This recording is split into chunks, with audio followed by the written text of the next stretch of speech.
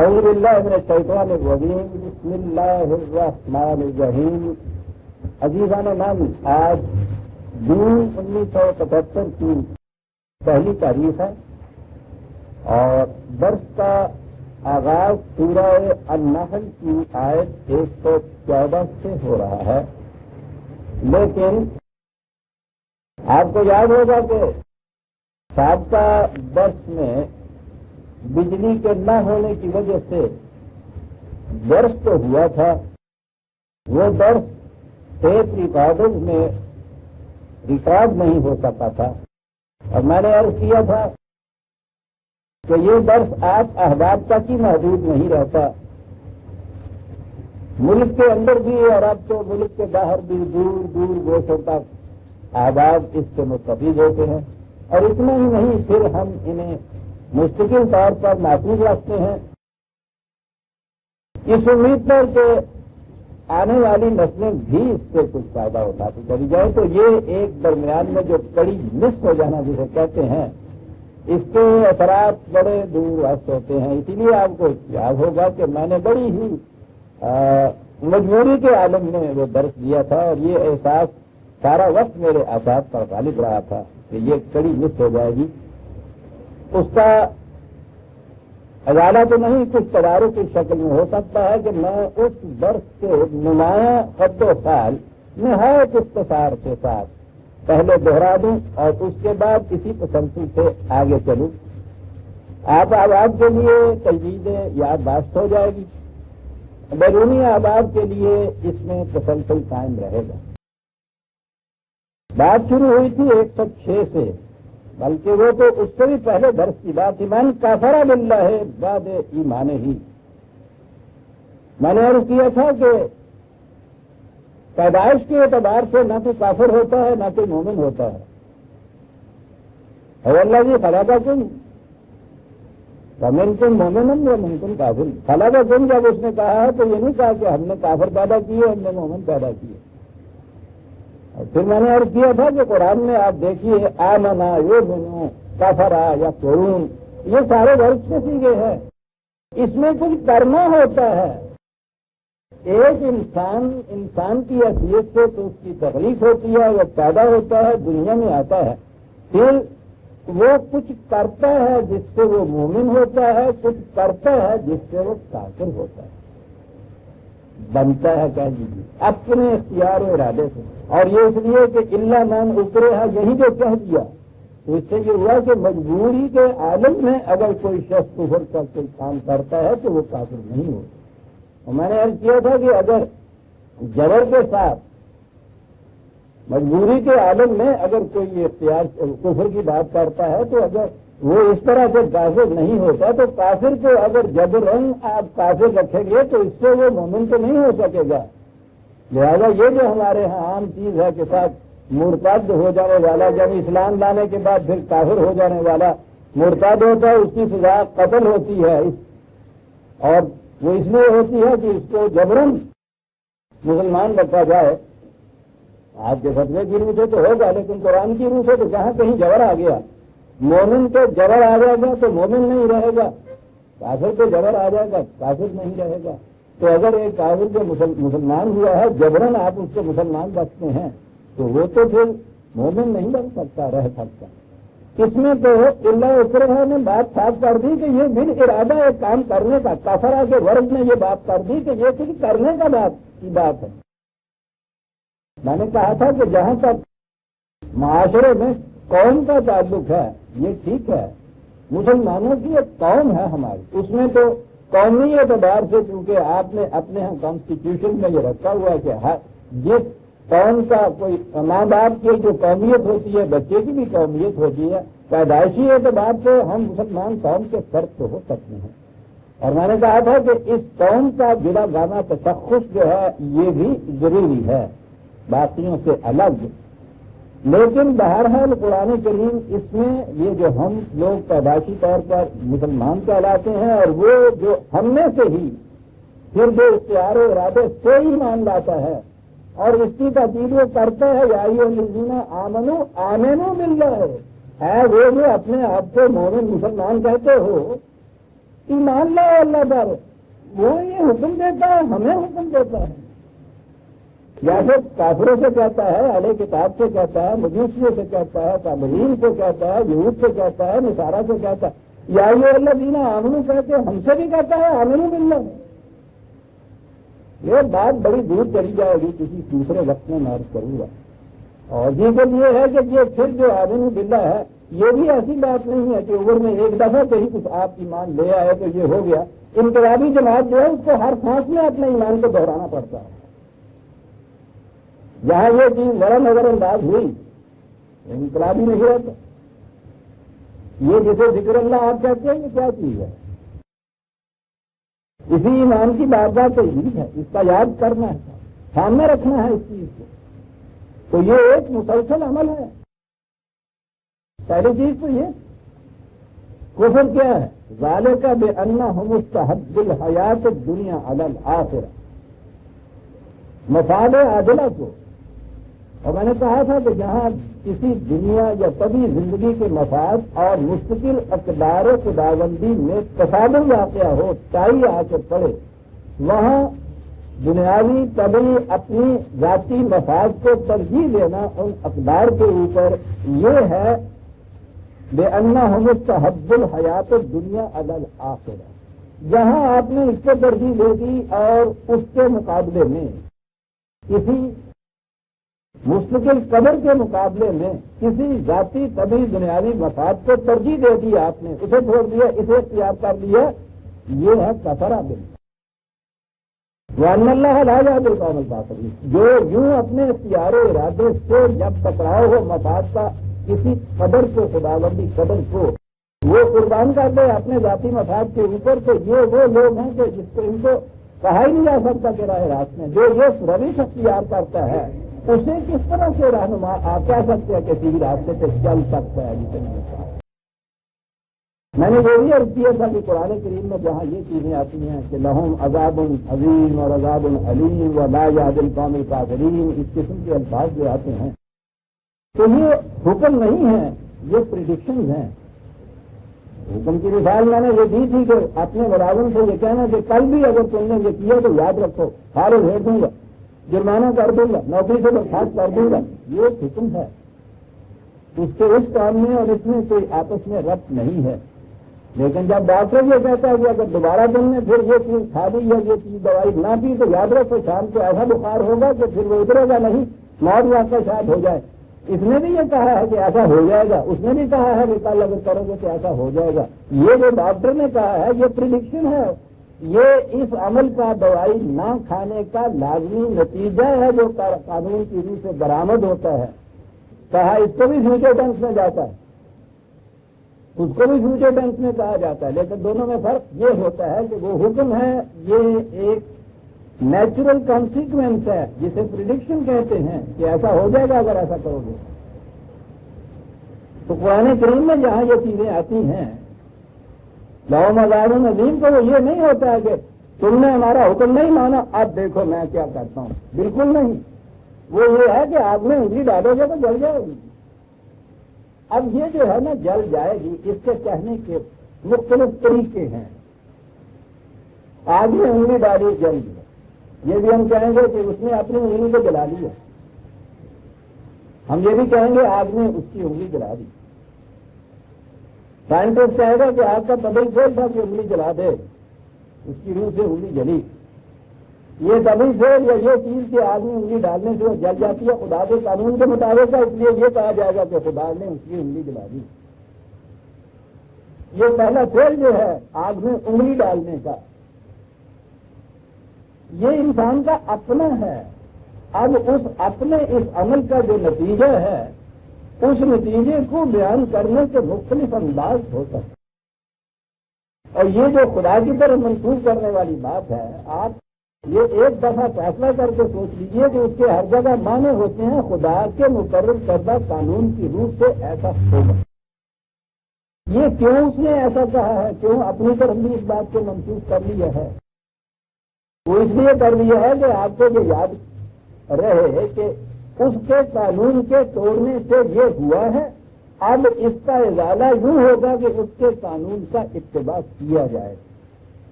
جب وہ آپ یہ کہیں گے نا حضرت ابراہیم علیہ السلام کے الفاظ میں کہ جب میں مریض ہوتا ہوں تو وہ شفا دیتا ہے، تو وہ یہی معنی ہے کہ مرض اس کے قوانین کی خلاف ورزی کا نتیجہ ہوتا ہے۔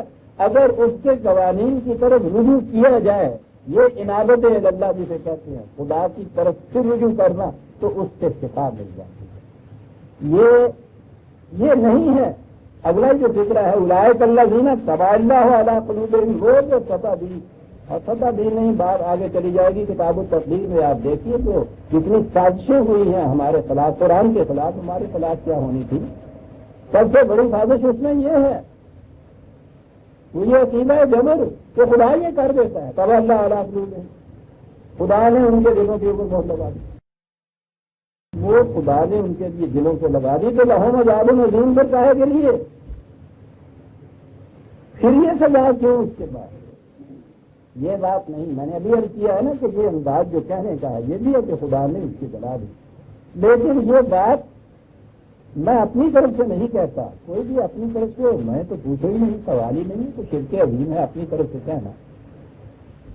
فرق صرف اتنا ہے کہ قرآن کی کسی ایک آیت کو لے کے مفہوم نہیں سمجھا جا سکتا۔ دوسرے ہی مقام کو تو دیکھیے، وہ کہتا کیا ہے، اولئک الذین طبع اللہ علیہ، یہاں سیدھی سی بات ہے، یہ وہ لوگ ہیں کہ جن کے دلوں پر لفظی ترجمہ اللہ نے مہر لگا دی، اور 4/165 4/155 یہ لفظ پڑھ لیجیے، اولئک الذین طبع اللہ علی قلوبہم بل طبع اللہ علیہا بکفرہم، بات یہ ہے کہ اللہ نے ان کی کفر کی وجہ سے ان کے دلوں کے اوپر مہر لگا دی، انہوں نے انکار و سرکشی کی، یہ اختیار کی، ضد اختیار کی، کہہ دیا ہم نے ماننا ہی نہیں ہے، ماننا ہی نہیں ہے تو سیدھی سی بات ہے، کمی نے سوچنے کی صلاحیت ختم ہوئی۔ تو قرآن ہر مقام پہ ان چیزوں کو دہراتا نہیں ہے، اس نے اسی لیے کہا ہے کہ تصریف آیات سے ہم اپنا مطلب واضح کرتے ہیں، تصریف آیات نہایت ضروری ہے۔ طبع اللہ علی قلوبہم بل طبع اللہ علیہا بکفرہم، اور یہ ایک دو مقام نہیں ہے، جتنے مقام بھی قرآن میں آیا ختم اللہ علی قلوبہم طبع اللہ علی قلوبہم، جہاں آپ آیا ہے دوسرے مقامات میں آپ دیکھیں گے کہ بتایا گیا ہے کہ ایسا کیوں ہوا، ان مقامات سے واضح ہوتا ہے کہ انیشیٹو جتنا بھی ہے دیٹ لائز ان مین، انسان کی طرف سے اطلاع ہوتی ہے، اور یہ ساری چیزیں جو قرآن میں کہی گئی ہیں انسان کے بال ارادہ جو عمل یا فعل یا فیصلہ ہے اس کا یہ فطری نتیجہ ہے قانون خداوندی کی روح۔ پھر آگے ایک بات اہم ہمارے سامنے آئی تھی، وہ جو تھا نا پہلی آیت 106 میں الا من اکرہ وقلبہ مطمئن بالایمان، وہاں یہ تھا نا کہ ہاں کہ جو مجبور کر دیا جائے کفر کے لیے اس سے خدا کا غضب نہیں ہوتا۔ تو اس آیت کا سہارا لے کے انہوں نے جو اپنی پکڑنے کے بعد پہنچے تو یہاں تک فیصلہ کر دیا، یہی نہیں ہے کہ پھر ایسے مقام پہ زیادہ سے زیادہ یہ کہہ لیجیے کہ جہاں مجبور ہو گئے آدمی تو ٹھیک ہے کیا کیا جائے۔ تو میں نے عرض کیا تھا کہ اب مجبوری کا بھی درجہ ہو جائے گا، تو ذرا سی بھی تکلیف کا اندیشہ ہوا مجبوری، ذرا سا بھی کہیں نقصان پہنچنے کا احتمال ہوا مجبوری، اور جنہیں لوڑ میں یہی کہتے تھا ایسی پنجابی ضرورت رک جاتی ہے مجبوری۔ آج کے دور کے اندر آپ کو پتا ہے صبح سے شام تک مجبوریاں ہماری کیا ہوتی ہیں کہ جی وہاں وہ قانون کے اندر ٹکٹ ہی نہیں ملتا جب تک وہ اس کے ساتھ ونی اور نہ دیجیے مجبوری۔ یعنی اگر آپ یہاں لے جائیں تو جسے آپ عظیمت کہتے ہیں، کیریکٹر کا شو کرنا، کردار کا مظاہرہ کرنا، اس کا مقام ہی کوئی نہیں رہتا۔ کردار تو نامی اس چیز کا ہوتا ہے کہ جہاں کسی چیز کے راستے میں کوئی رکاوٹ پیش آتی ہے وہاں آپ کیا کرتے ہیں، وہاں جائز اور ناجائز ہر بار استعمال کر دیتے ہیں یا وہاں کھڑے ہو کے یہ کہتے ہیں کہ نہیں، جو تکلیف آتی ہے آئے، جو مصیبت آتی ہے آئے، میں غلط بات تو نہیں کرتا۔ یہ چیز ہے جہاں جس کو کردار آپ کہتے ہیں، اسے عظمت کہتے ہیں۔ زیادہ سے زیادہ اگر یہاں تک نہیں ہو تو کہہ دے کہ بھائی اگر کوئی کمزور آدمی ہو، تکلیف ناقابل برداشت ہو، اس میں یہ کر دے، یہ بھی کردار نہیں ہے، کیریکٹر نہیں ہے، عظمت نہیں ہے۔ لیکن اگر بات یہاں پہنچا دی جائے کہ زندگی کی ضروریات کے لیے جھوٹ بولنا واجب ہو جاتا ہے، یہ واجب، یہ شرط ان کے یہاں کی اصطلاح ہے۔ فرض کے نیچے واجب اور ترک وجوب جو ہے وہ باعث گناہ ہے، تو وہاں آپ کو اجازت ہی نہیں دی جا سکتی کہ آپ حج لے لیں، واجب ہو جاتا ہے۔ اندازہ لگائیے، یہاں پھر بھی یہ انسان جھوٹ بول کے آتا ہے یا کہیں ناجائز وہ رشوت دیتا ہے، کہیں کچھ کرتا ہے، تو کچھ تو تھوڑی سی ندامت ہوتی ہے۔ یہ تو کہتا ہے نا کہ کیا کیا جائے صاحب، مجبوری ہے، اور اگر وہ واجب ہو جائے تو وہاں تو یہ ہوگا کہ کام تو ویسے بھی چل سکتا تھا، لیکن مجھ سے تو وہاں جھوٹ بولنا واجب ہو گیا تھا، آج مجھے شریعت ہفتہ، تو میں کیا کرتا؟ یہ ایک ہی مذہب رہا تھا دنیا میں کہ جھوٹ بولنے کے لیے مجبور ہو جائے آدمی۔ یہ سچ بولنا جو ہے وہاں تو ہے کہ مجبوری کے عالم کے اندر صاحب میں نے نہیں بولتا، یہ چیز جو ہے کہ وہاں سچ نہ بولا جا سکے، جھوٹ ہی بولنا پڑے، اور قرآن نے یہی بات واضح کر دی کہ صاحب کردار جو ہیں جن کو آپ مومن کہتے ہیں ان کی کیا چیز ہے؟ ثم ان ربک الذین ہاجروا من بعد ما فتنوا ثم جاہدوا وصبروا۔ صاحب کردار لوگوں کی تو کیفیت یہ ہے کہ جہاں ہیں ہر قسم کی مصیبتیں جھیلتی ہیں، تکلیفیں برداشت کرتے ہیں، کھالیں ادڑ جاتی ہیں، بلاد ہستی کے پاؤں میں رسیاں ڈالی جاتی ہیں، تپتی ہوئی ریت کے اوپر لٹایا جاتا ہے، سینے پہ پتھر رکھ کے کیوٹے جاتے ہیں، یہ بھی ہم کو یہ سناتے ہیں۔ یہ سارے بات ضروروں کے وقت جھوٹ بولنا واجب، یہ سارے واجبات طرف کر رہے تھے، یہ سارے جتنے صحابہ قرآن کا یہ ہمیں واقعات سناتے ہیں صاحب، اتنی مصیبتیں 13 سال تک انہوں نے جھیلی صاحب، ساتھ کر کے وجود کرتے رہے، معاذ اللہ معاذ اللہ۔ تو کسی ایک مقام میں اگر یہ کیفیت پیدا ہو جائے اور وہاں پھر یہ صورت پیدا ہو جائے کہ کوئی دوسرا مقام ایسا ہے جہاں خدا کے نظام کے قیام کے لیے زیادہ سہولتیں ہیں، اس غرض کے لیے پھر اس مقام کو وہ چھوڑے، اس کے چھوڑے کسے من بعد ما فتنوا ہے چھوڑنا بھی کہ آگ کی کٹھالیوں میں اس کو ڈالا جائے، اور کٹھالی میں صرف جب آگ میں ڈالا جاتا ہے تو کندن بن کے نکلتا ہے آدمی۔ یہ تو جھوٹا سونا ہے نا جو پیتل ہو جاتا ہے، وہ سچا سونا جو ہے وہ تو ہر بار آگ میں ڈالنے سے کندن بنتا ہے، آئرن اسٹیل ہو جاتا ہے، فولاد ہو جاتا ہے آگ میں سے نکلنے کے بعد۔ کیا لفظ و منباد ہوتے ہیں ان کا اس قدر تک آگے، اس کے بعد اگر وطن بھی چھوڑنا پڑا وہاں سے پہلے سننا چاہے وہ اپنے اس جہاد میں لگا ہے، وہ روش چھوڑتا ہی نہیں اپنی، بار بار چھوڑ دیتا، روش نہیں اپنی چھوڑ، وہ خبر استقامت دکھاتا ہے، جھٹ سے واجب ہو نہیں ہو جاتا جھوٹ بولنا اس کے اوپر، یا سبق استقامت دکھاتا۔ اور پھر آگے ان ربا کا من بعدھا لغفور رحیم، خدا کی طرف سے جو پھر حفاظت ملتی ہے اور سامان مرحمت ملتا ہے، من بعدھا ان کٹھاریوں میں سے نکلنے کے بعد جب کنبن ہوتا ہے پھر خدا کی طرف سے مغفرت اور رحمت ملتی ہے۔ دیکھا یہ من بعدھا کون مستحق ہیں اس کی مغفرت اور رحمت کی، جو ان تمام کٹھاریوں میں سے نکلتے ہیں سب۔ یہ نہیں ہے کہ اپنی ایسامانیوں میں ڈوبے ہوئے ہیں، یا اللہ میری توبہ سبحان ربک کر دیں گے، استغفر اللہ رب من کل ذنب واتوب الیہ کرا جا رہا ہے، نہیں سوا نہیں ہے 2 روپے لوں گا استغفر اللہ من ربی، یعنی خدا کی مغفرت طلبی ہو رہی ہے من بعدھا۔ جی کہا کہ اس دنیا کے اندر تو یہ 1000 بہانے تم کر دو گے، ضرورت پڑ گئی تھی بھی جھوٹ بول دی،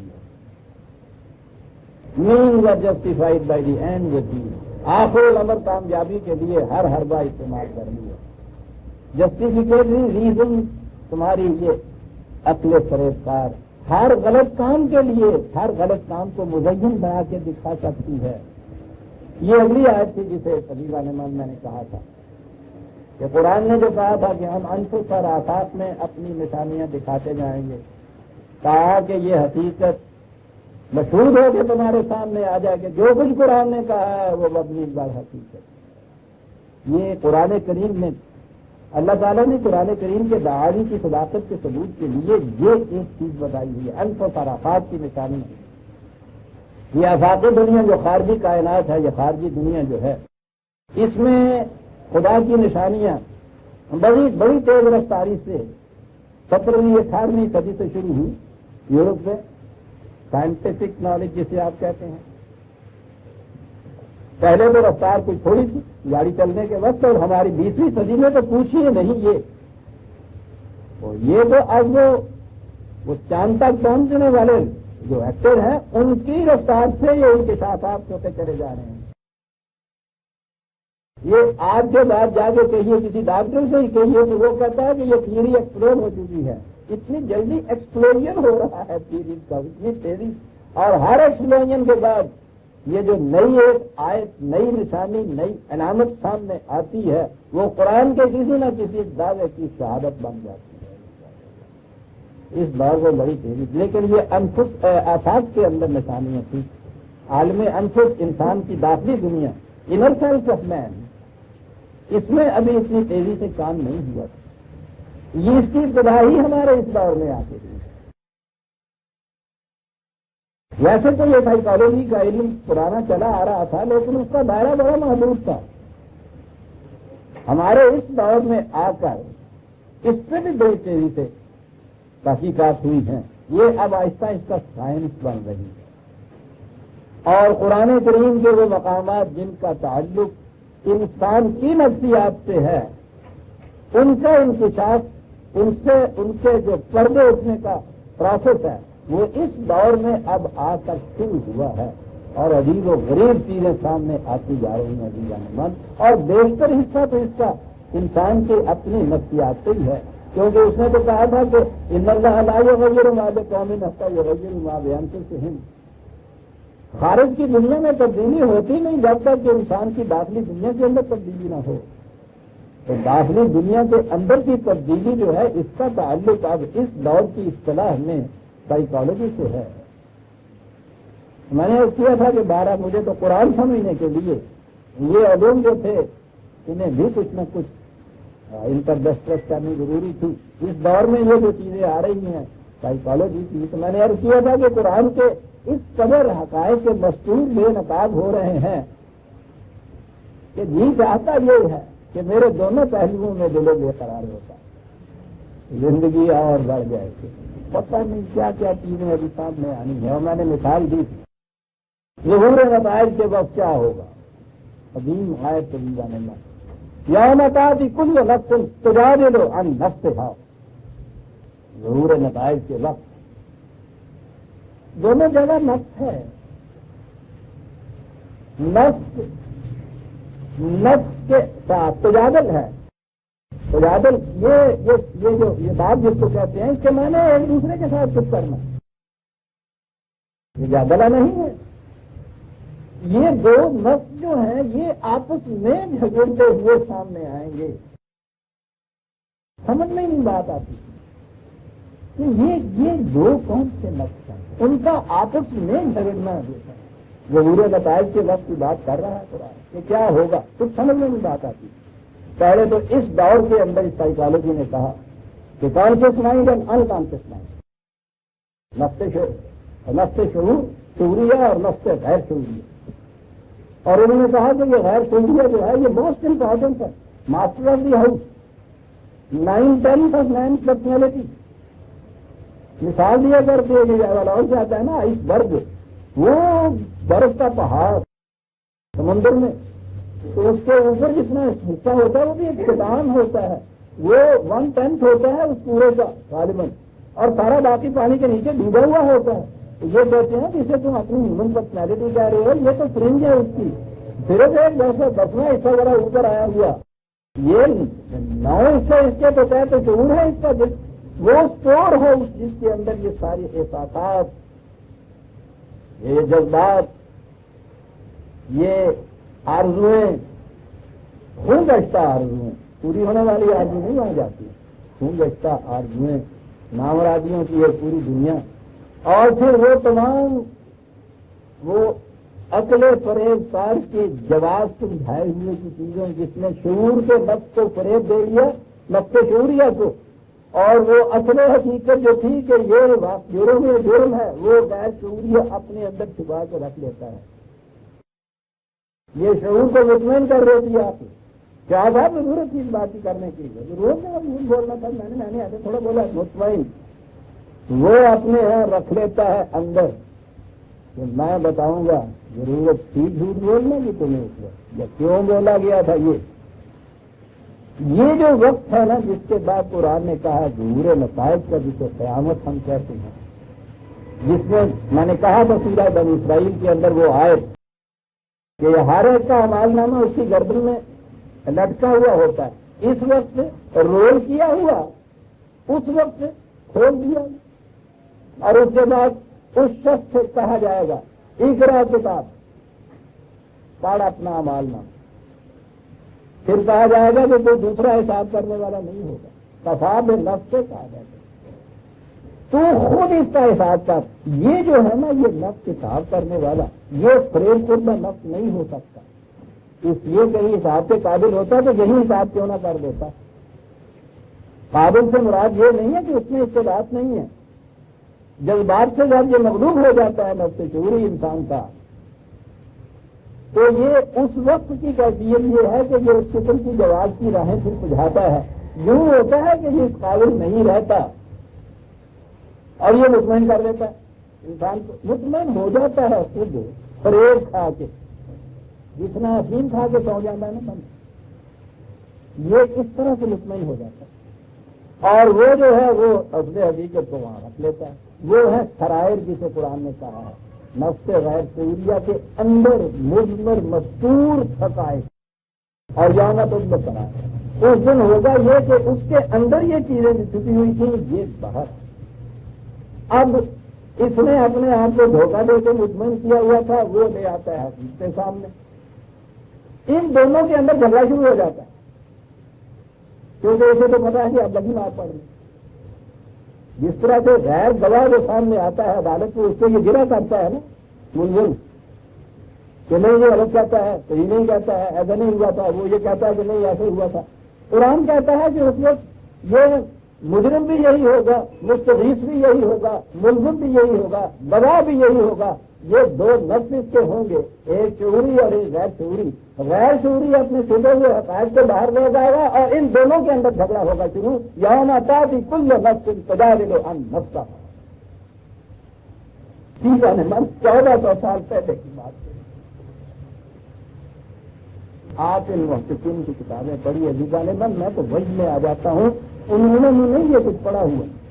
آپ حیران ہوں گے، بعض اوقات میں دیکھتا ہوں قرآن کی آیت کے ترجمے جیسے کیے ہوئے ہوتے ہیں، ان الفاظ میں وہ بات کرتے ہیں.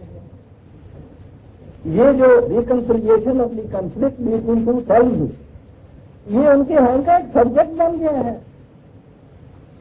اور یہ جو یہاں انہوں نے علاج شروع کیا ہے سائیکالوجی کے ذریعے سے، سائیکو انالیسس جسے کہا جاتا ہے، وہ کرتے یہ ہیں.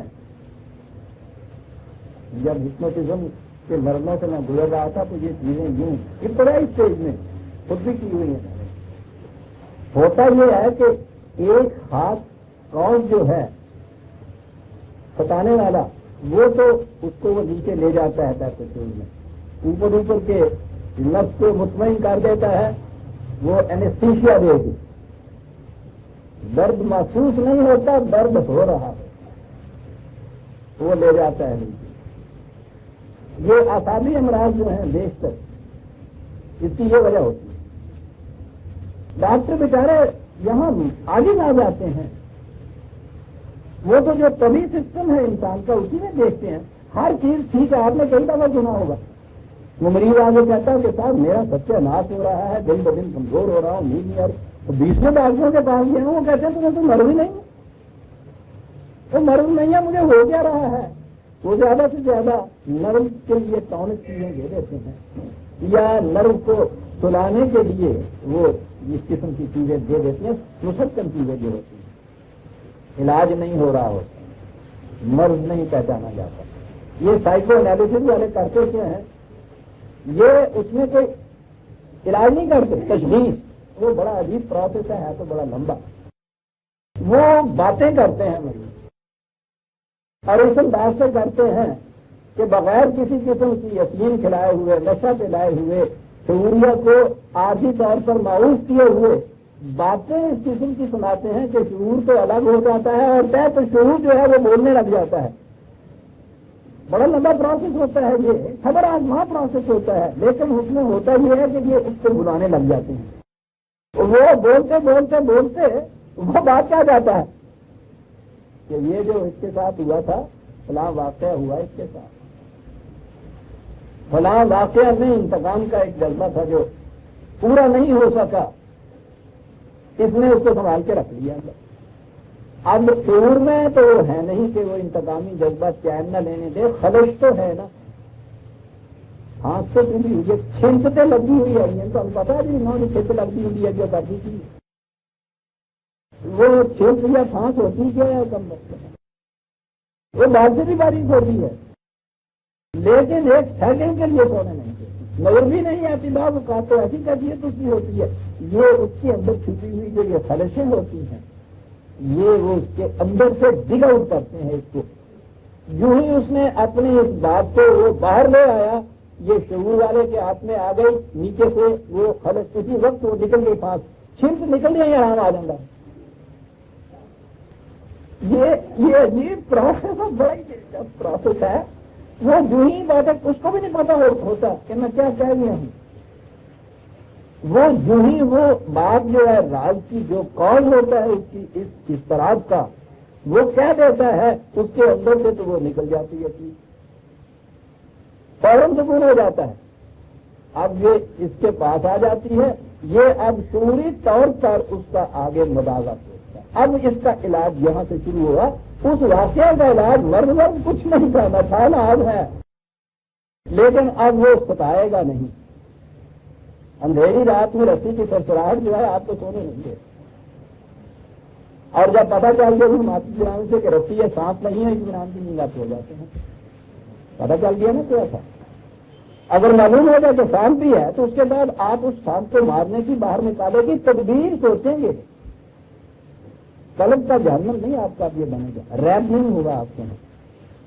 اب تدبیر سوچی جائے، وہ بات ہو گئی، علاج ہو گیا. یہ جو ہے نا کنفلکٹ بڑی امپورٹنس اس کو آج حاصل ہوئی ہے ان دونوں کے اندر.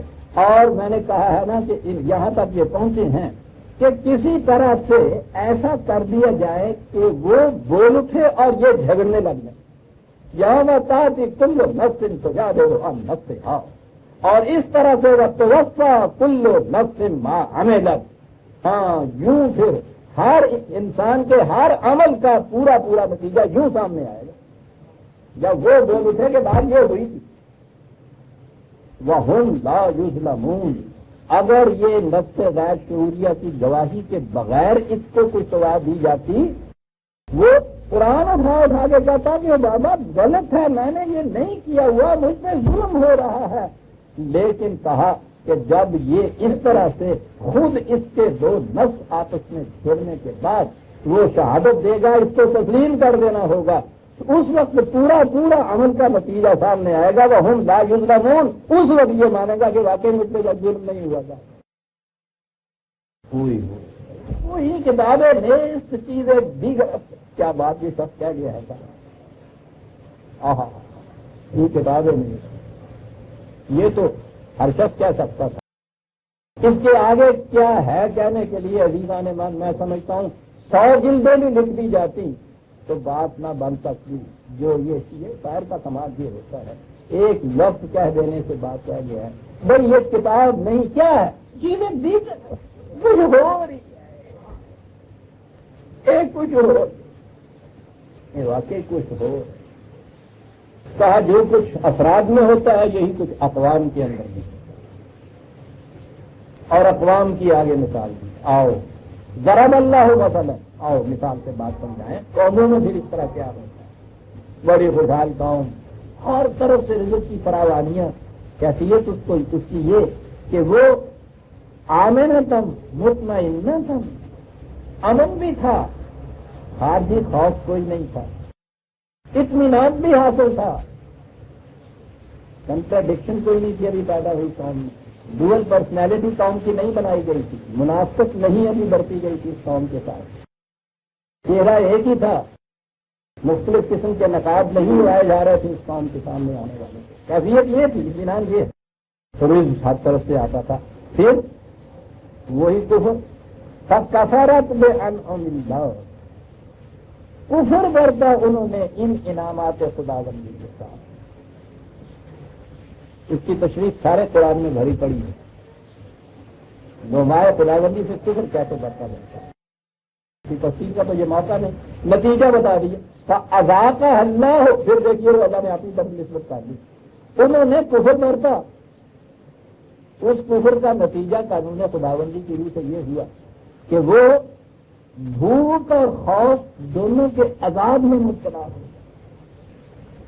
ہر طرف دھڑکا لگا ہوا ہے، ہر وقت دھڑکا لگا ہوا ہے، یہ حملہ کر دے گا، ادھر سے آ جائے گا، رسیا کو مار دے گا، ہر وقت ایک خوف کا ڈھمکا ہے جو قوم کے سر سے بچتا ہے، خوف خوف خوف، اور اس کے بعد بھوک کی کیفیت یہ ہے، ہوں تو کنک لگ گئی ہے، اگے کتوں لگے گی، یہ بعد کتوں منگاوا گے، کی صورت ہوئے گی، سمجھ نہیں بات کل خوف والجوع۔ کہا یہ کیوں ہوا؟ پہلے تو کہا تھا کہ کفر برتا یہ نعمت ہوتے ہوا کیا؟ دماغ کا نو یسنعون، وہ پروگرام جو مصنوعی تھے، یہ اس کا نتیجہ، مصنوعی پروگرام۔ یہ غنیمت ہے ہمارے یہاں، لفظ مصنوعی جو ہے ابھی اس معنی میں استعمال ہوتا ہے حقیقی کے مقابل میں، اور اگر آج کی اصطلاح میں لینا ہے آپ نے، یورو والوں سے پوچھو کہ تباہی کیوں آئی، انڈسٹریلائزیشن صنعت اس کو کہتے ہیں نا، مین پاور کسی ملک کے اندر اتنی افراد سے اسے آپ کر لیجیے انڈسٹریلائز، ایک مشین لگا دیجیے 100 آدمی بیکار ہو جاتا ہے دماغ کا نہیں اس میں تشریح اس کی کرتے چلے جائیے، قرآن تو اس کو کیا اس نے تو بات، اور میں تو نظام تک آ جایا کرتا ہوں فوراً۔ انسانوں کے خود ساختہ نظام کا نتیجہ یہ تھا، یہ ہے یسنعون، مصنوعی نظام انسانوں کے اپنے ہاتھوں کے بنائے ہوئے، اسے صنعت کہتے ہیں۔ اور پھر یہ نہیں تھا کہ کسی نے بتایا نہیں تھا، وَلَقَدْ جَاءَهُمْ رَسُولٌ مِّنْهُمْ فَكَذَّبُوهُ، وہ بتانے والے بتا رہے تھے، یہ کہہ رہے تھے کہ نہیں تم جھوٹ کہتے ہو، ایسا نہیں ہوتا، غلط ہے۔ آپ کو کیا بتا ہے اس کے کذبوہ، تقسیم کر دے، فَأَخَذَهُمُ الْعَذَابُ، تباہی نے آپ پکڑا ہوگا، کیوں بولا وَهُمْ ظَالِمُونَ، انہوں نے کسی شاعر کو اپنے مکان پہ رہنے نہیں دیا تھا۔ یہ ہے تو شکران نعمت، یہ ہے ظالمان، شکر نعمت یہ ہے کہ جہاں کوئی شے ہونی چاہیے وہاں ہو۔ میں نے عرض کیا تھا کہ ان لوگوں کا، ہاں ابھی لفظ آ گیا، آئیے آپ 113 تک ہم آ گئے، 7 کا 10 میں جو میں نے کہا تھا اسے میں نے دہرایا ہے مختصر انداز میں، تشخیص ہو گئی مرض کی۔ علاج کیا ہے؟ علاج ہے فَكُلُوا مِمَّا رَزَقَكُمُ اللَّهُ حَلَالًا طیباً وَاشْكُرُوا نعمت اللہ، علاج کھانے پینے کی مماثل نہیں ہم نے کی، کھاؤ پیو نہیں، یہ جو گیہوں ملا ہے سنبھال کے رکھ چھوڑو اس کو تاکہ کمی نہ واقع ہو، وہ تو جو کا وہ عذاب تو خود ہی آ گیا، کھاؤ پیو لیکن حلال طریقے، حلال کے معنی ہوتا ہے رسمیاں کھول لینا، پابندی جو تم نے اس طرح سے رزق کو یمنعون الماعون، بہتے پانی کی طرح جو رزق کو رہنا چاہیے تھا اس پہ تم نے جو بند لگا لگا کے روک رکھا تھا، خدا کے نظام کے مطابق کھلا رکھو اس کو، جسے اس نے کہا ہے نا کہ یہ سب کے لیے ہے، وہ سب کے لیے رکھو، رزق حلال ہے، حلال کھاؤ۔ پہلی چیز تو یہ ہے کہ نیند کوئی انجسٹیفائڈ اس کے اندر، اور ایسا نہ ہو کہ جس کو خدا کی اقدار نے غلط قرار دیا، وہ رزق بجائے خیش تو ایک طبی فزیکل چیز ہوتی ہے، وہ تو حرام اور حلال نہیں ہوتا۔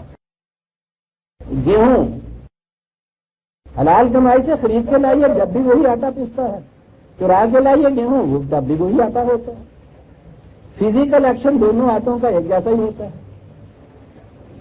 یہ جو چیز ہے کہ جو کھا رہے ہیں آپ اس کو حلال طریقے سے کھاؤ. اگلی چیز ہے طیباً، خوشگوار طریقے سے بھی کھاؤ. طیب طریقے سے محدود پیمانے پہ دیکھا جائے تو وہ یہ چیز کہ جو چیز بھی خدا نے حلال قرار دی ہے اس کے یہ معنی نہیں ہے کہ وہ بس ضرور کھاؤ تم.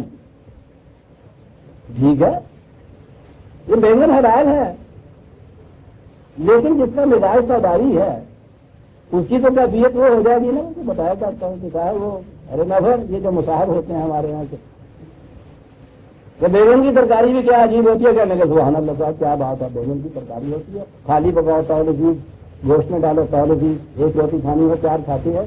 یہ ترکاری ہے، ایک ٹانگ کا ٹیچر ہے. یار ذرا یہ ہے کہ گرم ہوتا ہے. کہنے لگا جی لانا بیڑے 40 دن کھائے آدمی اندھا ہو جاتا ہے.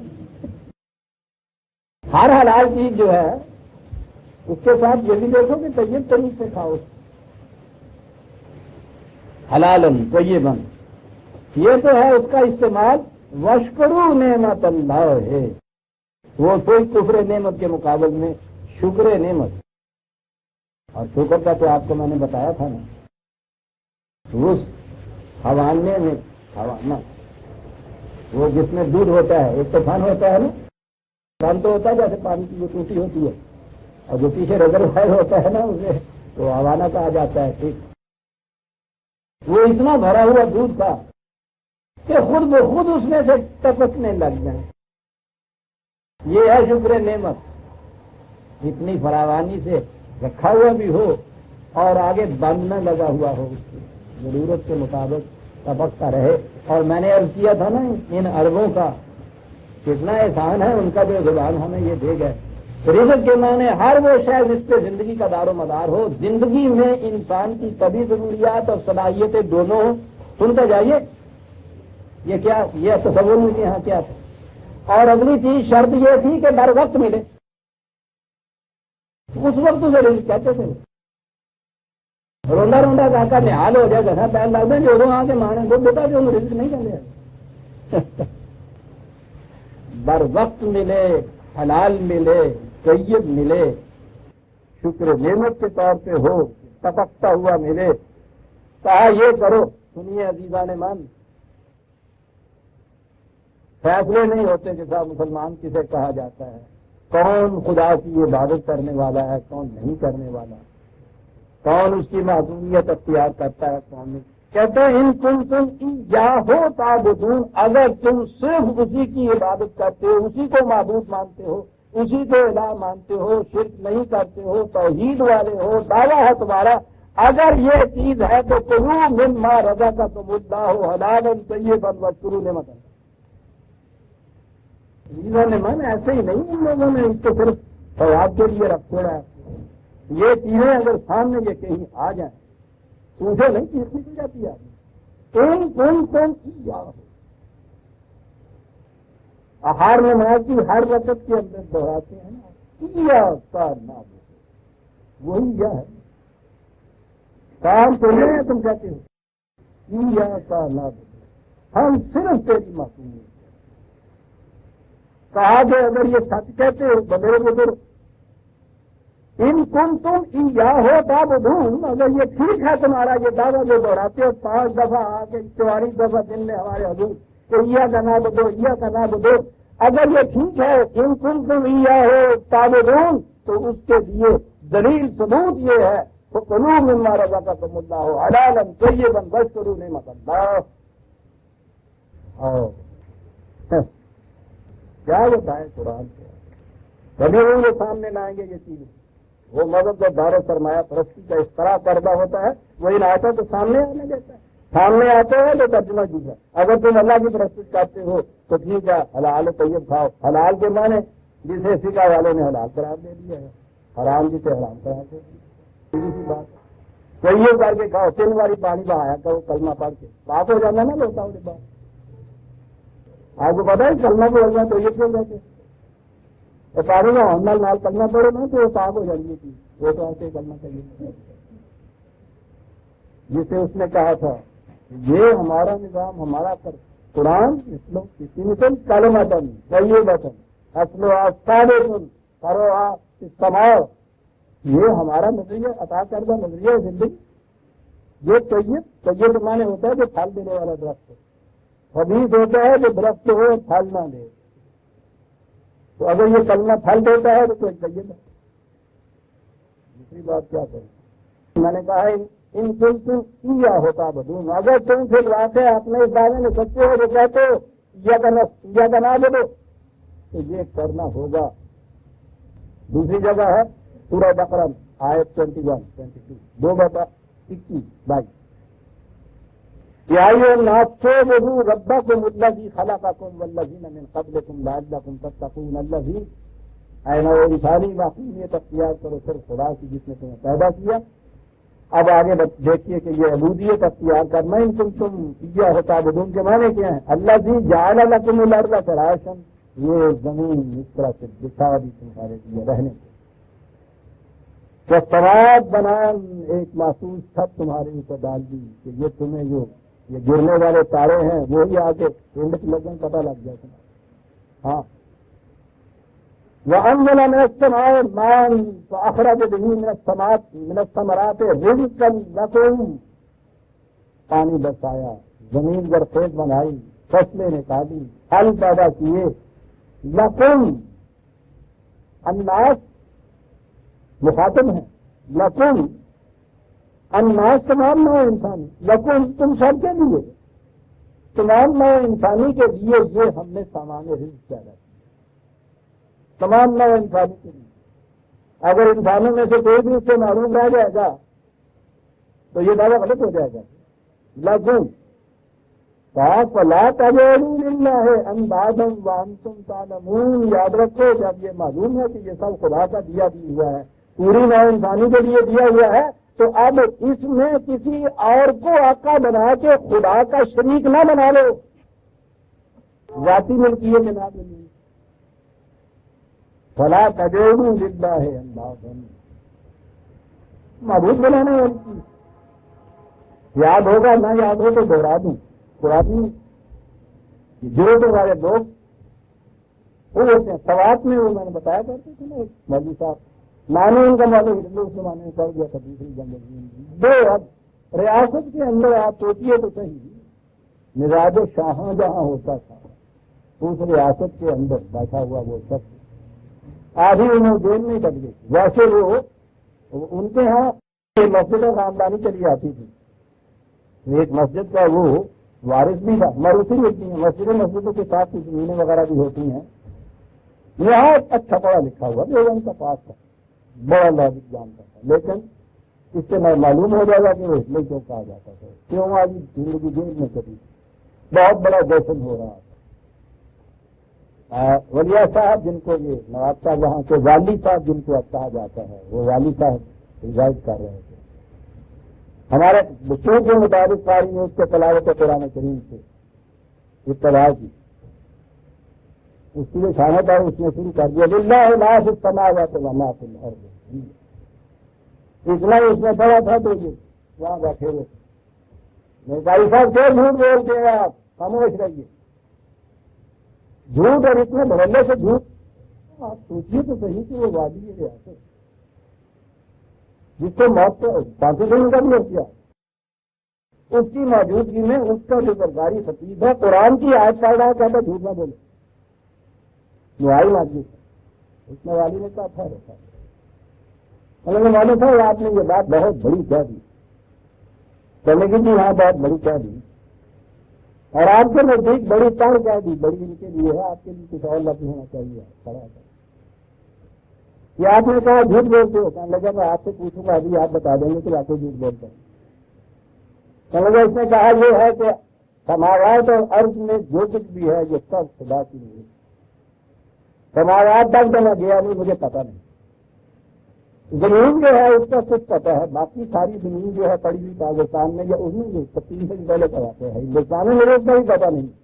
ریاست کی زمین کا مجھے پتا ہے. میں وہاں آپ کے ہاں یہ جو مال کا دفتر ہے جہاں زمین کے متعلق جو لکھا ہوا ہوتا ہے وہاں میں جا کے ہفتہ بھر لگا کے آیا. رجسٹروں کے اندر ایک خانہ ہوتا ہے مالکیت کا، تو وہ مالکیت کا جو خانہ ہے میں سارا دیکھا ہے، مالکیت کے خانے میں والی ریاست لکھا ہوا ہے، وہاں شروع سے آخر تک زمین کا مالک۔ کسی ایک اینٹری کے سامنے بھی میں نے نہیں دیکھا مالکیت کے سامنے میں اللہ لکھا ہوا ہو، اور وہ یہاں آپ کے سامنے کہہ رہا ہے کہ زمین جو ہے خدا کی ملکیت ہے، وہ مالکیت کے خانے میں نام اس کا نہیں مانتا، آپ نام تو آپ کا جھوٹ بولتا ہے، سچ بولتا ہے۔ کہو والی صاحب ان کنتم ایاہ تعبدون، اگر یہ کہنے میں سچے ہو باللہ ما فی السماوات والارض، تو زمین کی مالکیت کے خانے میں جہاں ان لوگوں سے آگے چلا نہیں کہ جہاں بھی غیر خدا بندی نام آئے گا وہ شرک ہوگا، وہ معبود ہوگا، وہ اپنی پرستش کرتا ہے، وہ اپنے آپ کو معبود بنا رہا ہے۔ تو یہ سب سے بڑے بت ہے جس نے ان سب کو شرک سکھایا ہوا ہے۔ یہ لوگ بھی موجود تھے ہمارے، شاید آج بھی زندہ ہیں۔ ان کنتم ایاہ تعبدون، اس دور میں کیا کہا؟ اب کھانے پینے کی چیزوں میں اتنا ہم بتا دیں کہ ہم نے کہا ہے نا حلال طیباً، تو وہ کھانے پینے کی چیزوں میں حرام ہم بتا دیتے ہیں تاکہ یہ پتہ چل جائے حرام یہ ہے، باقی حلال ہے، حلال کو طیب کھاؤ، شکر نعمت کے طور پر۔ کفر کے معنی چھپانا ہوتا ہے اپنے بارے میں، اس کے مقابلے میں شکر کے معنی مینیفیسٹیشن ہوتا ہے، کسی چیز کو بالکل کھلے کھلے سامنے رکھ دینا صاحب کہ یہ ہے وہ حوانہ اور یہ ہے اس میں سے دودھ، اور کفر ہوتا ہے جو چیز یہ اس کو ڈھانپ کے رکھتے۔ تو تھوڑی تھوڑی بات یہ ہے کہ انما حرم علیکم المیتۃ والدم ولحم الخنزیر وما اہل لغیر اللہ بہ فمن اضطر غیر باغ ولا عاد فإن اللہ غفور رحیم۔ کھانے پینے کی چیزوں میں سارے قرآن میں یہی چیز آئی ہے کہ یہ چار چیزیں حرام ہیں، مردات، کوئی جانور بھی جو حلال جانور بھی جو مر جائے وہ حرام ہو جاتا ہے، دم مسفوح دوسری جگہ کہا گیا ہے، بہتا ہوا اس کا لہو حلال جانور کا بھی، اور لحم خنزیر کا گوشت، یہ تین چیزیں تو یقین کی چنتبی ہیں۔ چوتھی چیز جو ہے وہ بقادی۔ ان تین کے متعلق تو میٹھوں میں کتنی ہمارے یہاں شدت سے یہ زور اس کو دیا جاتا ہے حرام۔ تین تو یہ انہوں نے کی ہوئی، اور وہ جو فرشتے پر کی ہوئی ہوتی ہیں نا آپ کے یہاں حرام کی، کوا حلال، کوا حرام، پنجے والا حلال، ناخن والا حرام، یہ سارا چیز ابھی ذکر آتا ہے ان کا، وہ آپ کے یہاں ٹھیکا کرتا ہے۔ قرآن نے یہ تین چیزیں حرام کی ہیں فزیکلی، جن کو حرام قرار دیا ہے اس کے بعد نام لے کر۔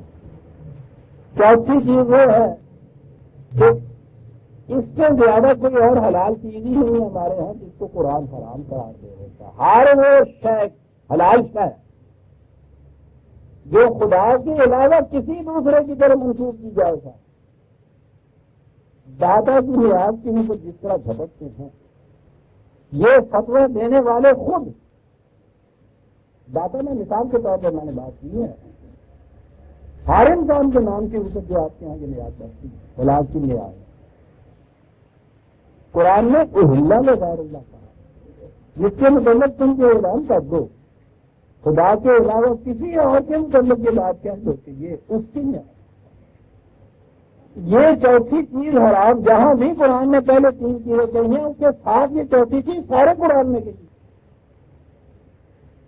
سوچ لیجیے، صرف یہی نہیں کہ حلال ہے، ثواب ہوتا ہے، ثواب ہوتا ہے، وہ نیاز دینے سے بھی ثواب ہوتا ہے، ان کے نام کی نیاز، اور اس نیاز سے کھانے میں بھی ثواب ہوتا ہے۔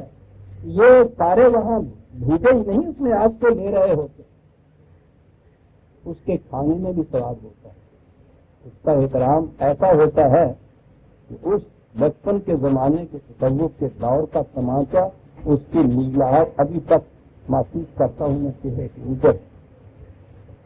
ہم تو بڑے مقتدر گھرانے کے سلسلہ میں سے تھے، اور ہم تو پھر بڑے مقام کے اوپر تھے، لیکن تھا ابھی بچپن تدرج یا نیاز یہ بڑھ رہی تھی، میرے تھے، میں نے بھی یہ ہاتھ آگے کر لیا، یہ ایک ہاتھ جن کیا اور ادھر سے ایک تھپڑ آیا، تمیز اتنا کچھ دعویٰ ہے، اتنا کچھ سیکھا ہوا ہے، یہ بھی ابھی تک نہیں آیا. یہ نیاز بیٹری ہے جسے تم دے رہے ہو.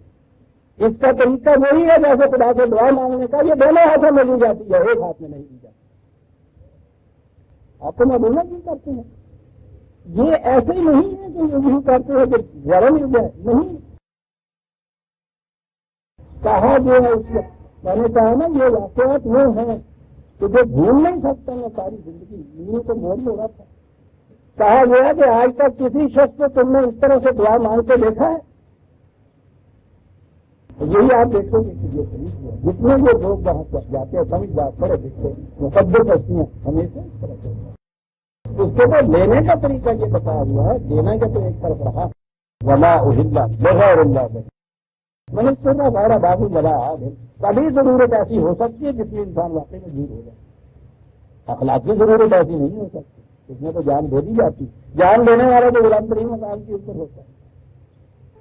لیکن کبھی ضرورت کے لیے قرآن یہ کہتا ہے کہ یہ کوئی ایسی بات نہیں ہے کہ جان جا رہی ہے کوئی چیز ایسی جو ہے دوسری جن کے علاوہ مل نہیں رہی, تو یہ اتنی سی کا بندے کے اوپر جان جاتی چیز دے دینا. پتا نہیں اس جان نے کتنا بڑا جہاد کرنا ہے. کہا ہے ایسی حالت اگر آ جائے تو ٹھیک ہے, ان میں سے کوئی چیز ایسے استعمال کر لیجیے, لیکن لذت حاصل کرنے کے لیے نہیں. بہت اچھا بلاؤ تھا جہاں وہاں پکا ہوا. گھر میں تو دال روٹی ہمیشہ ملتی ہے. یہ ہے نہیں یہ اعتبار سے کہ نہیں صاحب ہوا کیا اس میں فرق کیا ہے. ایسا ہی وہ بلا ہوتا ہے ویسے یہ چیز ہوتی ہے. یہ اگر جذبہ اندر پیدا ہو گیا تمہارا تو تم نے وہ جو ہم نے پابندی آج کی ہے اس سے تجاوز کر دیا تھا. یہ نہیں جان بچانے کے لیے اور پھر احساس کے ساتھ کہ صرف اس کے لیے یہ مقابلہ لذت کاموں تو ہم کے لیے نہیں, اس کے لیے نہیں ہے کہ ہوا کیا آرام ہے تب کیا ہے حلال ہے تب کیا ہے. یہ اگر چیز ہو تو اس سے بھی یہ کہا ہے کہ اس سے بھی کچھ کمی تو آ ہی جائے گی. اضطراری طور پہ یہ صحیح یہ کیا, لیکن اگر یہ کیفیت ہے کہ اس میں واقعی تمہارے ہاں یہ چیز اضطراری تھی فإن اللہ غفور رحیم, پھر یہ جو کمی واقع ہوئی ہے نا تمہاری ذات میں اسے پورا کر دیں گے. کہا کہ ولا تقولوا لما تصف ألسنتكم الكذب هذا حلال وهذا حرام لتفتروا على الله الكذب ان الذين يفترون على الله الكذب لا يفلحون. ہم نے بات واضح کر دی, حلال کیا حرام کیا.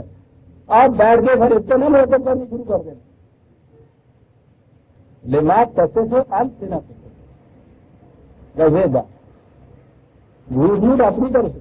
میں اس وقت تفصیل میں نہیں جاتا. حرام اور حلال کے متعلق میں نے لغات القرآن میں بڑی تفصیل سے لکھا ہے. وہاں یہ دیکھیے گا قرآن نے یہ بتایا ہے کہ خدا کے سوا کسی شخص کسی کو یہ حق حاصل نہیں کہ اس قسم کی پابندی کسی سے عائد کرے. یہ تو چھوٹی بات نہیں ہے عزیزان من. اور پھر اس دین کے لیے جو آخری دین تمام نو انسانی کے لیے ہے, چھوٹی سی پابندی بھی انسان نہیں آئے. جس کو ہم معصومیت کہتے ہیں وہ ہوتا کیا ہے, کسی کی عائد کردہ پابندی جو ہے اس کو ماننا پڑتا ہے. آزادی کے راستے میں کوئی پابندی عائد کرنا, یہ پابندی جو ہے قیامت تک کے لیے پوری نو انسانی کے لیے یہ پابندی عائد کر دینا کہ تم یہ نہیں کھا سکتے لیکن نہیں کھا سکتے, یعنی کتنی بڑی خدائی ہے. یہ خدا نے کہا ہے کہ کسی انسان کو حق حاصل کیا ہے کسی دوسرے انسان کی آزادی کو اس طرح سے خلق کر دے. یہ آرام ہے, وہ کہا چھوٹی بات نہیں ہے. تو قرآن نے بڑی تصریح سے ہر جگہ یہ بات کہی ہے. تو یاد رکھو یہ مذہبی پیشوائیت جو ہے وہ یہ کیا کرتی. ان کو پسند ہی نہیں آتی تمہاری آزادی, پھر اس سے مرتب کرنے لگ جائیں گے یہ چیز. قطعاً ایسا نہ کرنا. پھر یہ کہ افتراء اللہ, یعنی یہ اختیار جو صرف خدا نے اپنے لیے رکھا تھا, اگر یہ کہے کہ ہم حرام قرار دیتے ہیں تو کوئی بھی نہیں مان سکتا. کہ تم کون ہوتے ہو؟ کہیں گے یہ کہ خدا کی شریعت نے ایسا حرام قرار دیا, اسلام نے ایسا کہا ہے. بتائیں گے نہیں شریعت کے معنی پھر کیا ہے. اسلام نے ایسا کہا ہے تو محمد اسلام کراچی والا اس نے ایسا کہا ہے. کسی کا نام متعین نہیں کہیں گے اسلام نے ایسا کہا, شریعت میں یہ آیا. وہ خود کہہ رہے ہوتے ہیں. اس طرح اللہ خود اس چیز کو اپنے یکتبون الکتاب بایدیہم ثم یقولون ھذا من عند اللہ، خود فتویٰ لکھتے ہیں لیکن یہ نہیں کہتے ہیں کہ مولانا امام الدین کا یہ حکم ہے، خدا کا یہ حکم ہے، شریعت کا یہ فیصلہ ہے، اسلام کا یہ تقاضا ہے۔ اس طرح اللہ خدا کی بات کرتے ہوئے صرف خدا کی سمجھ دینی ہوگی۔ کہا یہ چیزیں جو ہے نا، یہ کرنے کے لیے نہ بیٹھ جاؤ۔ ان الذین یفترون علی اللہ الکذب لا یفلحون، ان کی کھیتیاں برباد نہیں کرتی جو یہ کیا کرتے ہیں، خدا کی طرف بات منسوخ کر دیتے ہیں۔ ایسا کرنے کے لیے دوسری جگہ اس نے یہ کہا ہے کہ یہ آیات اللہ کو دیکھنے والی بات ہے، مذہب پیشہ ہو گیا ہے ان کے لیے، اور جب یہ ہو جائے متاع قلیل، ٹھیک ہے تھوڑے وقت کے لیے تو اچھا کھانے کو بھی مل جاتا ہے، نظر نیاز بھی مل جائے گی، یہ پھول اور چالیسویں اور جمعراتیں، تمام صدقہ اور خیرات، ہر قسم کی پہلی منتیں، سب چیزیں آ جائیں گی، متاع قلیل ولہم عذاب علیم، لیکن اس سے جو علم یہ تباہی آئے گی اس کا تو پتہ ہی نہیں تو۔ کہا یہ جو چیز وہ کہی گئی تھی اس سے پہلے اسی آیت میں کہ جب ہم ایک حکم کی جگہ دوسرا حکم لاتے ہیں، یعنی پہلی کسی شریعت میں ایک چیز حرام تھی اس کو اس شریعت نے حلال قرار دیا، تو یہ اعتراض کرتے ہیں کہ اگر یہ اسی خدا کی طرف سے دین ہوتا تو یہ اس میں پھر یہ تضاد کیوں ہوتا؟ اس کی قرآن نے سب جگہ اس کی تفسیر دی ہے کہ کیوں ہوا۔ یہ خاص طور پہ یہودی جو تھے یہ اعتراض کرتے تھے کہ ان کے ہاں یہ ناپنے والے جانور سمجھے بار جن کو آپ کہتے ہیں یہ حرام تھا، یہ اونٹ کو بھی ان کے یہاں حرام قرار دیا گیا تھا۔ تو قرآن نے یہ بتایا ہے کہ یہ جو چیزیں حرام قرار دی تھی وَعَلَى الَّذِينَ هَادُوا حَرَّمْنَا مَا قَصَصْنَا عَلَيْكَ مِنْ قَبْلُ وَمَا ظَلَمْنَاهُمْ وَلَٰكِنْ كَانُوا أَنفُسَهُمْ يَظْلِمُونَ۔ کہا جیسا کہ ہم نے تمہیں پہلے بتایا ہے، یعنی اس آیت سے پہلے وہ آیت آنی چاہیے، 6/147 ہے آیت کا نمبر، وہاں یہ چیز بتائی گئی ہے 6/147۔ ہاں وَعَلَى الَّذِينَ هَادُوا حَرَّمْنَا كُلَّ ذِي ظُفُرٍ، یہ جتنے پنجے دار جانور ہیں پرندے وغیرہ وہ ہم نے یہودیوں کو حرام قرار دیے تھے۔ وَمِنَ الْبَقَرِ وَالْغَنَمِ حَرَّمْنَا عَلَيْهِمْ شُحُومَهُمَا إِلَّا مَا حَمَلَتْ ظُهُورُهُمَا أَوْ الْحَوَايَا أَوْ مَا اخْتَلَطَ بِعَظْمٍ، چربی جو پیٹ کے ساتھ لگی رہے، ہڈیوں کے ساتھ وغیرہ وغیرہ، تشریح میں جانے کی ضرورت نہیں ہے، یہ بھی ان پہ حرام قرار دی تھی۔ ذَلِكَ جَزَيْنَاهُمْ بِبَغْيِهِمْ، ان کی سرکشی کی سزا دی تھی ہم نے ان کو، یہ اس لیے ابدی طور پہ چیز حرام نہیں تھی، سزا کے طور پہ یہ حرام قرار دی۔ پنجے دار جانور آپ کے یہاں کی شریعت میں بھی آپ یہ سب بتاتے ہیں نا، پنجے دار جانور ہمارے اوپر بھی حرام، ٹھیک، انہوں نے تو کچھ کم جرم کیے ہوں گے اس لیے اتنا ہی کچھ حرام ہوا۔ کہیں اگر اب قرآن نازل ہو رہا ہوتا ہمارے جرائم کی سزا اس شکل میں دینی ہوتی، کوئی چیز نہ سمجھتا حلال رہتی نہ ہمارے اوپر، ہمارے تو اتنے جرائم ہیں۔ اور بات کہنے کی نہیں ہے عزیزان من، حرام اگر ان الفاظ میں قرآن کی روح سے نہیں بھی ہمارے ہاں یہ چیزیں ہوئیں، سارا رزق ہی حرام ہو گیا ہوا ہے، اب تو حلال کی روٹی کہیں نہیں ملی ہوگی، جرائم کی سزا میں یوں حلال حرام ہو جاتا ہے۔ ایک جگہ اور آیا ہے ان کے لیے کہ ایک چیز حضرت یعقوب نے کو پسند نہیں تھی، انہوں نے کہا کہ میں نہیں یہ کھاتا۔ عام طور پہ کہا یہ جاتا ہے کہ وہ غالباً اونٹ کا گوشت تھا، وہ پسند نہیں تھی، یہ چیز نہیں پسند ہوتی، نہیں کھاتا۔ ان لوگوں نے یہ سمجھ لیا کہ یہ خدا کی طرف سے ہی حرام ہوئی، تو کہا یہ جو کہتے ہیں کہ یہ چیزیں ہمارے ہاں حرام تھی تمہارے ہاں کیوں حلال ہو گئی، اس کی وجہ یہ تھی ہم نے یہی چیزیں ہیں جو حرام قرار دی ہیں۔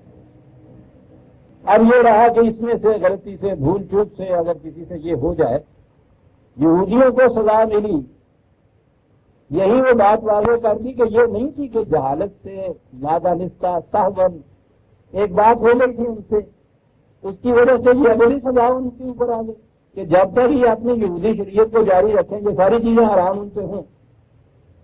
کہا نہیں، ثم ان ربک للذین عملوا السوء بجہالۃ، یاد رکھو کوئی شخص اگر نادانی سے، سہون، ناواقفی کی وجہ سے کوئی غلط قدم اٹھا دے اور اس کے بعد جو ہی اس کا علم ہو، ثم تابوا من بعد ذلک، فوراً ہی اس سے طلب آئے، یہی نہیں کہ اس کو چھوڑ دے بلکہ پہلے سے زیادہ اچھے کام کرے، کیونکہ اتنا ہی وقت جہالت سے ہی صحیح، یہ لڑکا نادانی کی وجہ سے یہ سمجھ کے کہ چھٹیاں جو ہیں وہ 25 مئی سے ہو گئی تھی، اگر نہیں گیا یہ اسکول میں، ٹھیک ہے جرم تو نہیں ہے، جہالت کی وجہ سے ایک غلطی ہوئی ہے، وہ 6 دن تعلیم میں تو پیچھے رہ گیا نا، یوں ہی پتا چلا 28 تاریخ کو کہ نہیں چھٹی نہیں تھی، تو پہلی چیز تو یہ ہو گیا قرآن نے کہا کہ فوراً جا اسکول،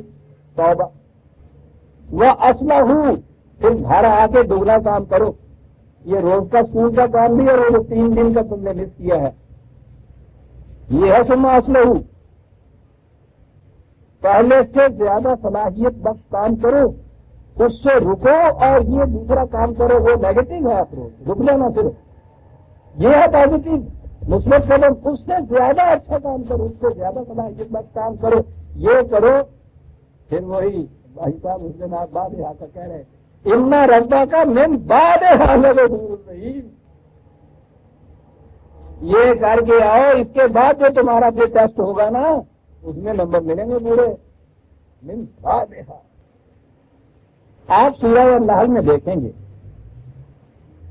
جس کو نقطہ ناسکہ کہتے ہیں نا، کسی کا موضوع کہتے ہیں نا، عمود کہتے ہیں نا، ایک سبجیکٹ ہوتا ہے، اس کا ایک نقطہ مضمون ہوتا ہے، موضوع جس کو بنیادی کہتے ہیں، اس میں آپ دیکھیں گے اس صورت میں شکر و کفر و نعمت جو ہے یہ بنیادی اصول ہے اس صورت کا، اور اسی لیے قرآن کا معاشی نظام اس صورت کے اندر نہایت عمدگی سے آ گیا ہوا، آپ دیکھیں گے کہ اس میں بار بار پلٹ پلٹ کے یہ باتیں آتی ہیں، یہ کفر نعمت، یہ شکر نعمت، اس کا نتیجہ یہ، اس کا نتیجہ یہ سارا کچھ کہنے کے بعد اب وہ تاریخ سے شہادت لایا، بلکہ انبیاء سابقہ میں سے حضرت ابراہیم علیہ السلام کا قرآن اسوہ جو ہے وہ بیان کرتا ہے، بڑی عظیم شخصیت، عظیم تو باہر نبی کے ہونے کے اعتبار سے تو ہر نبی ایک درجہ رکھتے ہیں ہمارے نبی، لا نفرق بین احد من رسلہ، لیکن جو ان کا مشن کا دائرہ کار، جو انہوں نے کوئی بنیادی ستون نصب کی ہے، اس اعتبار سے قرآن نے خود کہا ہے فضلنا بعضهم علی بعض، تو اس اعتبار سے حضرت ابراہیم علیہ السلام اور بہت ایک اولوالعزم ہستی نظر آتی ہیں، اولوالعزم بس کچھ نہیں، جیسے بزرگ خاندان ہوتا ہے نا، کچھ حضرت ابراہیم اس قسم کے نظر آتے، اور وہ جو ایک ہمارے یہاں روایت ہے نا، پتہ نہیں روایت رسول اللہ کی ہے، یہ کسی نے ڈپینڈ کیا ہے، حضرت ابراہیم کی تاریخ کو بڑی اچھی مجھے پسند آتی ہے ہمیشہ، کہ یہ جو چھوٹے چھوٹے بچے جائیں گے نا وہ جنت میں، وہ حضرت ابراہیم علیہ السلام کے سبب دیے جائیں گے، بڑا صحیح مقام ہے۔ میں سمجھتا ہوں کہ چھوٹے چھوٹے بچے عمر کے اعتبار سے چھوٹے چھوٹے نہیں ہیں، کسی اعتبار سے بھی جو چھوٹے رہ گئے ہوں گے اور ان کی ابھی تربیت ہو سکتی ہوگی تو انہیں حضرت ابراہیم کی تعریف میں دیا جائے گا، اسی لیے قرآن کریم نے رسول اللہ صلی اللہ علیہ وسلم سے بھی کہہ دیا کہ ملت ابراہیمی کا اتباع کیا، ملت ابراہیمی یہی تھی کہ جڑا یہ پیچھے رہ گیا تھی اللہ بنا دے۔ شکر نعمت کسے کہا ہے قرآن نے، جانبان یہاں آیا ہے کہ بس ابراہیم، لیکن وقت ہو گیا، بات بڑی پیاری ہے، اسے ہم آئندہ درس میں لیں گے۔ سورہ النحل کی سورت آیت 121 ہے، 119 تک ہم آ گئے، 120 تک دیکھ 120 سے آئندہ درس میں ہم لیں گے۔ ربنا تقبل منا انك انت السميع العليم